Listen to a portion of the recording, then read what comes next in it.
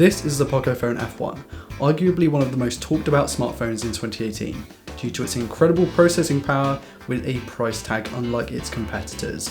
But just how good is it? Does it deserve all of its critical acclaim, or is it just a specced out piece of plastic? Hey guys, my name is Ryan Thomas with Tech, and this is my 2019 review of the Xiaomi Pocophone F1, brought to you by GearBest, who thankfully sent me the product, and Anki's Overdrive. Stay tuned to the end for an awesome giveaway.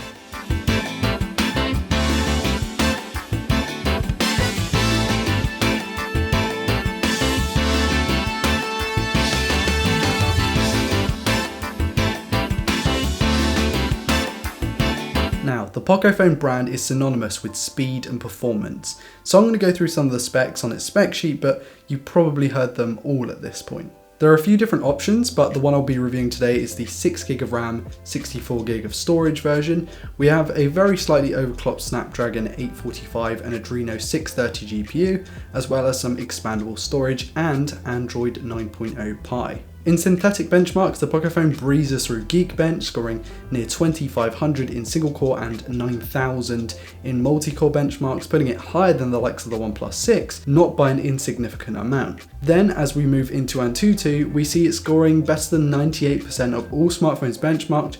Remember that this phone costs less than the third of an iPhone XS.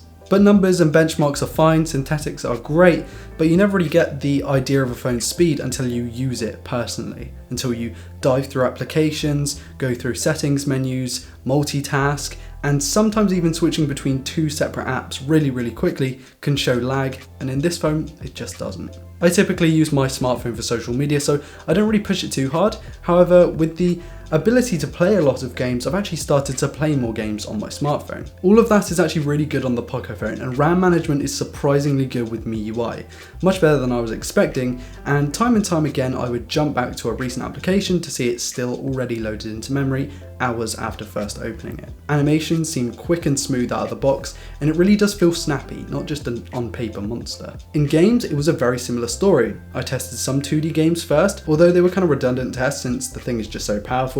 Crossy Road and Paper.io, that kind of thing. As you'd expect, pretty wholesome, but then even switching to shooters like Fortnite Mobile and PUBG Mobile, which I'm actually offensively bad at when compared to the PC counterparts, we see a consistently high frame rate. I also try some races just to kind of elongate the testing period, and if you want a gaming phone on a budget, you kind of have to go with the Pocophone. And loosely transitioning from the performance, we're going to be talking about software, which is honestly the bit that I was kind of hesitant and kind of scared to go into because there's so much of a cult following behind MIUI, and in the past I haven't had such a good experience with it. But I have to say I was pleasantly surprised when using MIUI based on Android 9.0. In fact, the first thing that I did when I got the phone was update it to 9.0. The smoothness and the seamlessness is just there, it's great. I do like the skin that's atop of 9.0. There are quite a few bloat applications that you can hide and disable, which I did do, and installing Nova did eradicate a lot of that. But the thing is, even with the stock launcher, you still get an app drawer, which isn't too bad. So in terms of the aesthetic of the whole thing, so settings menus, quick settings, toggle notification shades, stuff like that, it all actually looks really good, and I actually think it looks better than the stock Android version. I think the aesthetic is great, and I think it's one of the better looking skins out there. I'd call it leaps and bounds better than Sony's and LG skins, and up there with the likes of Samsung skin as being quite useful and quite versatile, even though it's fairly locked down in the sense that it's not stock, it's not heavily customizable. But moving away from that, this phone is quite customizable in the ROM support. So if this video gets 750 likes, I'll do a few videos based on custom ROMs for this phone before I move on to the next one. Something that is severely underrated about this smartphone is its battery life. For me, it's been world class. If there was one feature of this smartphone that I'd have to market, it would be the incredible 4000 mAh battery. This thing has been world ahead of anything I tried last year, maybe bar the P20, which got close. And this was maybe a 1.5 to 2 day phone for me, something that no other phone has been able to do for me in a long time. I would watch 2 15-minute videos per day, I would play a bunch of games, I'd browse through social media and constantly check my YouTube Creator Studio app, and still it would get me through almost 2 days every single time. I think this has to do a lot with MIUI combined with that efficient Snapdragon 845, and the obviously massive battery. Along with the massive battery, we do get quick charge 3.0. Okay, we don't get wireless charging, but really, I don't find it's that big of a deal to give up that when you get such quick charging and such a big battery in the first place. Most people might need a 10-minute charge on the second day to bring it to 2 days, but for me, it got through 2 days pretty much comfortably every time. Needless to say, this was one of the 2 best things about the Pocophone in my opinion. But what the other favourite thing is might surprise you. It's the build. Now, I know what you're thinking, right? This thing is made of hardened plastic. But precisely, I have been so used to babying my iPhone with skins, cases, screen protectors that I never got to experience the actual feel in the hand. And I'm actually able to do that with the F1 and I absolutely love that. The whole thing is polycarbonate, but it doesn't feel overly cheap in your hand. Sure, it won't match an S9 or V30, but it really does feel more than its price tag. It's ergonomic with a smooth curved rear panel and sits between the Galaxy S9 and S9 Plus in terms of weight. The handset is a bit big and with that it's for sure a two-handed phone for a lot of people, including myself, but nonetheless it actually just feels good. However, whilst it doesn't look bad from the back, from the front, it's kind of a mess. Whether we're talking about the inconsistent bezels in the top corners that just look ugh, or the sizable chin on the bottom, or the massive curved radii on those corners, it just looks off. And did I mention that giant notch? Okay, maybe the notch isn't that bad, but man, that thing is ugly. Now I did mention that the rear panel looks alright, and I do actually like the camera arrangement with the perfect fingerprint scanner placement and the red accents and then the shiny Pocophone logo.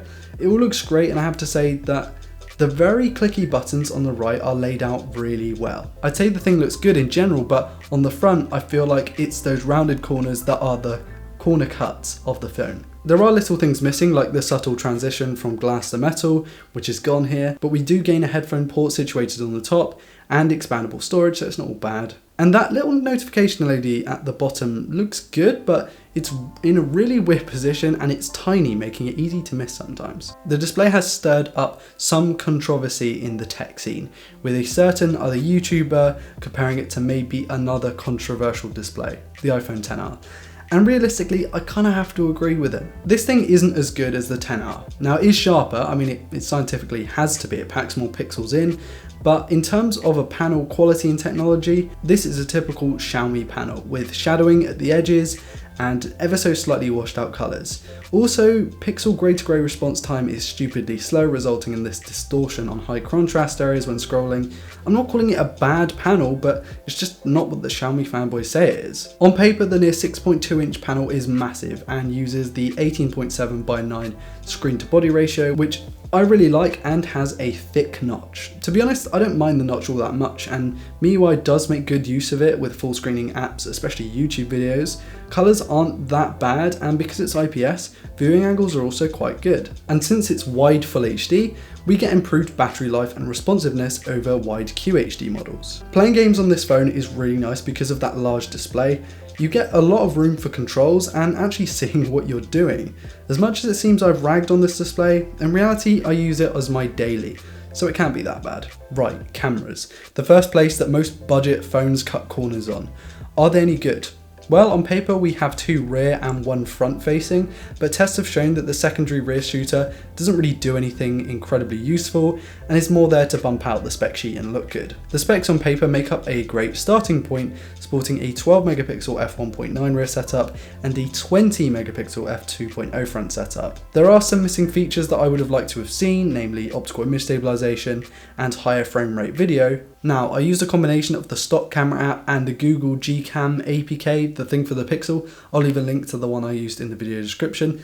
I didn't really want to go with one or the other since it would be unfair, so I kind of used a mixture of both, although most of the photos you'll see come from that Gcam, that Google application. The front-facing camera really surprised me. I know that 20 megapixels is a high number anyway, but in good light, selfies just look really good from any phone really, let alone a budget one. It looks sharp and the eye seemed to be a great focus point when taking selfies. The one obvious weakness is that the lens is incredibly wide, making group selfies not quite as good as they could be, and the photos that came out were kind of slightly overexposed in my opinion. It's a small niggle and very nitpicky, but regardless, the colours are great and beat many used phones at this price range such as the S8 and iPhone 7. Low light can look a little bit grainy at times, but that's just a side effect of having loads of small pixels in a small sensor. Portrait mode on the selfie cameras isn't going to rival the iPhones or Pixels, as edge detection is just a little bit soft and you can tell it's kind of a cheap effect. The front facing video isn't that bad at all. As you can see from the footage, it's not immensely stable, but in good light you can get some good beginner vlogs or maybe Instagram lives from this thing. The rear camera, on the other hand, produces some bright and good looking images, and that's no surprise seeing Marquez's big blind camera comparison. Results are sharp, clear, colourful and vibrant. The sharpness and detail can be lacking when you really zoom in, but 90% of people aren't going to be doing that anyway. Dynamic range is excellent, actually a lot better than I was expecting, and even in lower light with the lack of optical stabilisation, images come out looking like pretty good, like not as if they were coming out on a potato. At first, the lack of UHD 60fps 4K is kind of annoying, and I wish we hadn't lost that here, even though the 845 is capable. But to be honest, for this money, I really don't mind looking at it from this angle. The video itself looks clean, but not incredibly smooth, as of course we lose that image stabilization. And the EIS isn't as good as the Pixels, but as long as it's held relatively still, we should be fine and we get some good looking footage. Slow motion looks really clean actually, and despite the lack of 480 FPS, which is something that you should really get with the Snapdragon 845, it's really not that bad. Connectivity is kind of a mixed bag on the Pocophone for a few reasons. We do get a full array of ports. We get a Type-C port, we got a headphone port, we've got SD expansion or micro SD expansion, we've got 4G LTE, and we've got AC Wi-Fi. But there are a few things that we miss out that actually we might take for granted that are missing on this. First of which is if you're doing a lot of file transfer from that massive 64 gig of storage, you're going to be missing out on 3.0 speeds, since that Type-C connector is limited to USB 2.0 speeds. Might sound a bit silly until you need to back it up, and then it kind of takes a little bit of a while. Secondly is that NFC is missing from this device, something I was kind of bummed about. I didn't know until I actually got the device and tried to use Android Pay, and I was like, oh, hang on a minute, this thing's got NFC. That is annoying. And for those of you living in the UK, the 4G band list seems to be quite minimal. I'm not sure if this is just for my carrier or something, but I didn't get as good a signal on here as I did on iPhones and specifically Samsung devices. This of course is on a case-by-case basis, and you might not need NFC or all those 4G bands, or you might live in a country that's much more supported by this thing, or you just don't care about USB 2.0 because, to be honest, most people don't. And the fingerprint scanner, as I mentioned before, is really well placed and is actually very quick and accurate. One of the better scanners that I've actually checked out. Now, there are actually a few issues that I've had with this thing, and I kind of wanted to iron them out, but at the same time I do need to bring them up on video. The first thing is probably the biggest problem with me, and that is the fact that even after factory resetting, even going through a bunch of different settings to see if I can actually sort out myself, there seems to be an issue with notifications, and after Googling it, it seems to be a known issue. It's kind of like maybe 50% of users have it, but most of them manage to get it fixed, which is annoying, and that is the fact that this thing doesn't seem to give my notifications a lot of the time. I have 2 SIM cards in this, I have 4G connected, I have Wi-Fi connected, it always seems to be connected, and when I kind of open the phone, there's nothing on the lock screen. I dive in, I pull down my notification shade, and that's where the notifications are. It's kind of annoying because I don't actually get the notification, I'm not notified. I have to go in and manually check, which is kind of annoying. It's something that is kind of going to make me move to another phone, unfortunately, but it is, you know, it's something that most phones you kind of take for granted. You take for granted you have working notifications. Second one, which is kind of annoying for me, is that the 4G bands are decent, but they're not that good. It's not very well supported. I'm on 3 and O2 if you're in the UK. And whenever I go into the gym, when I use my 4G in there, it's kind of blocked. Now, you'd kind of expect this from a gym, like it's inside a building, but with pretty much every other phone I've tested, even lower end ones, I seem to get a better signal than what I'm getting in the Pocophone. I'm not sure if that's just a problem. And finally, something that really annoyed me, but also kind of makes a little bit of sense, is that when you go into multitasking and you click the clear all button to clear all multitasking, all applications, it doesn't close the one that's open when you click the recents button, which is really annoying, but it makes sense because it doesn't want to like exit you out of there by accident or something. So you have to go home first and then clear all, or you can just delete it manually without clicking that big clear all button at the bottom. In conclusion, I really like the Pocophone. I think it's a great phone, and honestly for a lot of people, it's gonna kill it. One of my favorite things is that you don't have to use a case. You can rock it naked and it's fine. It's not, you don't have to worry about it smashing or a terrible replacement. And then, you know, it's cheap, it's like £300. You can even get it cheaper. Links in the description to buy from GearBest, by the way, who gladly sent me out the unit. The battery life is just, it's phenomenal. The speed is there, the software is there. The design isn't that bad. You get all the connectivity you necessarily need. Like, it's a really good phone. I just think there are some things that a lot of fanboys, and I mean it's the same for every brand, will just call out, like the display's really, really good.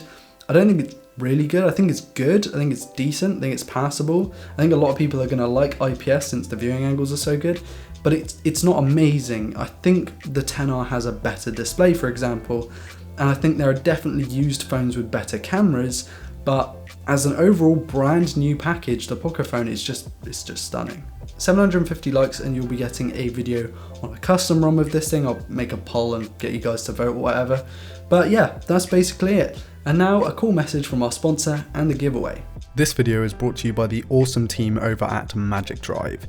Now, Anki's Overdrive has been famous for a traditional game mixed with mobile tech, but with Magic Drive we can finally harness the power of the new iPhones to maximise the augmented reality experience.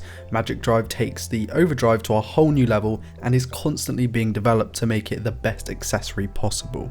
You can join the early access program now for $5, and the poster underlay is a further $25. Once you have those two and your Overdrive kit, away you go, and more fun to be had. Magic Drive supports the starter kit and Fast and Furious editions of the kit, and what's more is there are whole new augmented reality track pieces coming out very, very soon.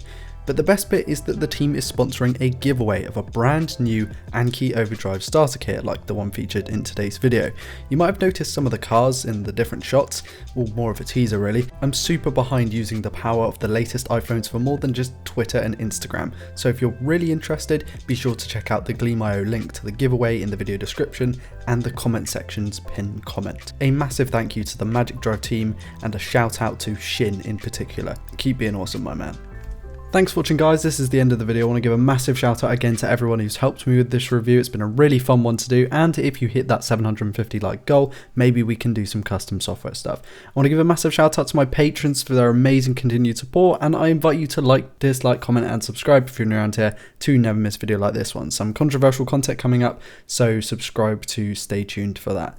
Thank you all so much for watching. My name's been Ryan Thomas for Feltech, and I will see you all in the next video. Peace.